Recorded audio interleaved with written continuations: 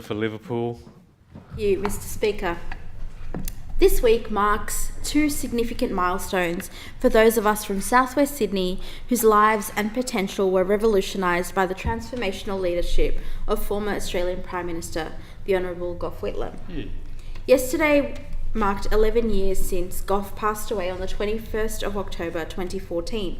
And on Monday, I joined local political leaders, present and former staff, and members of the community to celebrate the 50th anniversary of the opening of the Whitlam Library in Cabramatta, located not far from the Whitlam residence in Albert Street, Cabramatta.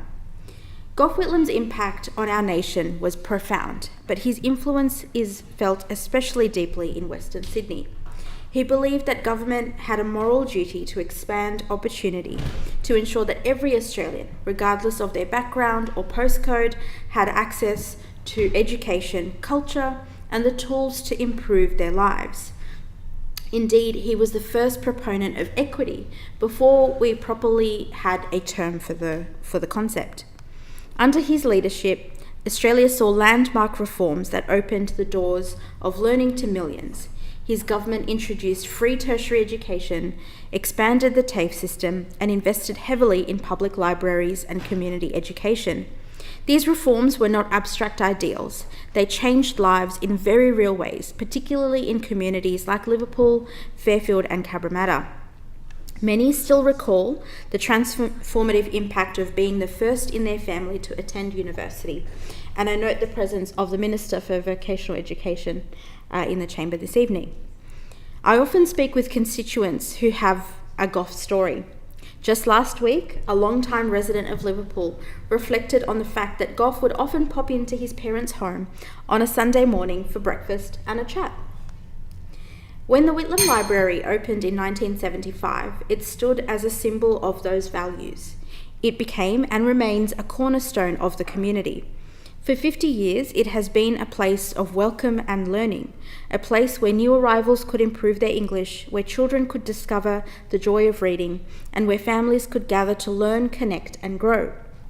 And I particularly note the reading that was read out by Claire Cow, a local community member who shared with the audience present how the Whitlam Library had helped her understand and connect to her father much better throughout by discovering their shared interests in music, in books, and in other texts. It was truly a reflection of the impact that libraries can have across our community.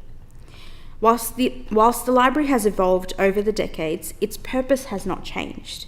It continues to provide free access to knowledge, technology, and community, reflecting Whitlam's enduring belief that education is the foundation of equality. The Whitlam Library's golden anniversary is a milestone worth celebrating. It reminds us of the power of public institutions to change lives, and of the legacy of a leader who understood that the measure of a nation lies in how it supports those with the least. Interestingly, the expansion of post-secondary education and the abolition of university fees during the Whitlam government was to have direct implications for the professionalisation of librarianship in Australia and education for library and information systems professionals.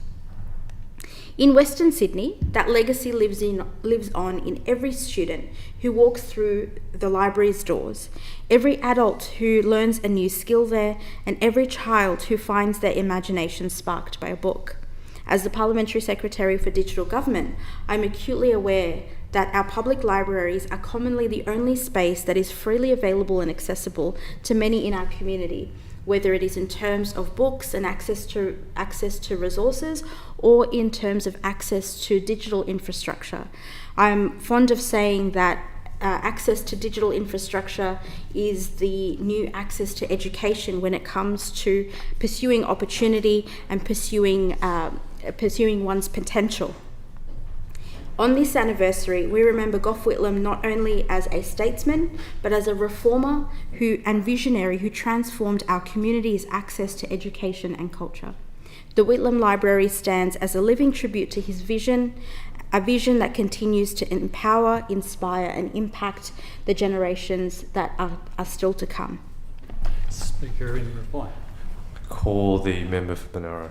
Can I congratulate the member for Liverpool on that wonderful acknowledgement of the great Gough Whitlam and the way that he strode the stage in Western Sydney and did so much to change the lives of people in Western Sydney when he was member for Werriwa, when he was Prime Minister throughout his political career. And I know that the member for Liverpool and her colleagues from that part of Sydney are very worthy successors to the legacy of such a reformist Prime Minister in the region.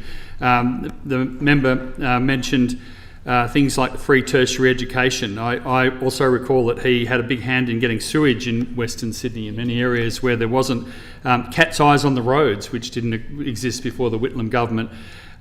He was an incredibly reformist Prime Minister. The 50th anniversary of the Whitlam Library is worth acknowledging. Also that next month is the 50th anniversary of the dismissal. My father was a part of that Whitlam government. It has a very strong place in my history as well, and as he does in every Australian's history.